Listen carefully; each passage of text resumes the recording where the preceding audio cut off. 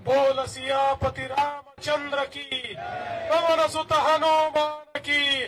उमापति महादेव की, बोलो जी भाई सब संतन की, सनातन हिंदू धर्म की, गौ माता की, भारत माता की, छत्रपति शिवाजी महाराज की, धर्मवीर छत्रपति संभाजी महाराज की। आज पश्चिम नागपूर नागरिक संघाच्या वतीनं रामनवमीच्या निमित्ताने आयोजित या शोभायात्रेच्या सुवर्ण महोत्सवी वर्षामध्ये मंचावर उपस्थित असलेले आपल्या सर्वांचे लाडके नेते आणि मार्गदर्शक आदरणीय नितीनजी गडकरी, पूर्व राज्यपाल आणि ज्येष्ठ नेते आमचे मार्गदर्शक आदरणीय बनवारीलालजी पुरोहित, आमचे आपल्या राज्याचे महसूल मंत्री चंद्रशेखरजी बावनकुळे, सन्माननीय अजयजी संचेती, विकासजी ठाकरे, सुधाकर, प्रकाशजी गजभिये, परिणिती फुके, रवीजी वाघमारे, जयप्रकाशजी गुप्ता, श्यामजी पत्तरकिने, राजूजी कडोले, शिवानीताई दाणी, प्रवीणजी महाजन, माझी पत्नी अमृता या ठिकाणी मंचावर उपस्थित आपल्या पश्चिम नागपूर नागरिक संघाचे सर्व पदाधिकारी, या शोभायात्रा समितीचे सर्व पदाधिकारी, कोणाचं नाव सुटलं असेल तर मी क्षमा मागतो, पण लिहून देणाऱ्याची चूक आहे, माझी चूक नाही आहे, आणि उपस्थित सर्व रामभक्तांनो,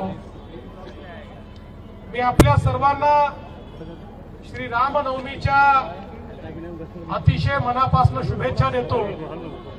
प्रभू श्रीराम जे आपले राष्ट्रपुरुष आहेत, ज्यांनी खऱ्या अर्थानं उच्च जीवन मूल्य काय असतात हे आपल्याला शिकवलं, मर्यादा काय असतात हे आपल्याला दाखवलं, आणि खऱ्या अर्थानं आपण असं मानतो की ज्याचा उल्लेख नितीनजींनी केला की सर्वोत्तम राज्य कुठलं तर ते रामराज्य, कारण रामराज्य म्हणजे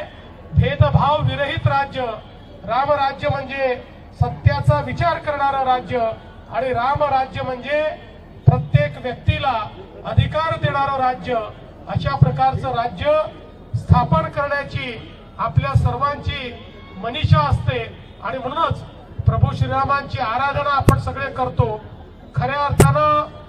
आपल्याला कल्पना आहे की प्रभू श्रीरामांनी सामान्य माणसांना एकत्रित करून एक असं सैन्य तयार केलं की ज्या सैन्याने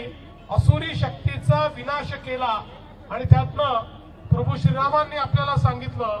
की असुरी शक्ती संपवण्याकरता कुठल्या अवतारी पुरुषाची आवश्यकता नाही आहे, प्रत्येकाने आपल्यातला राम जर जिवंत केला तर आपण असुरी शक्ती ही संपवू शकतो। आणि म्हणूनच आपण प्रभू श्रीरामांचं या ठिकाणी वंदन करतो।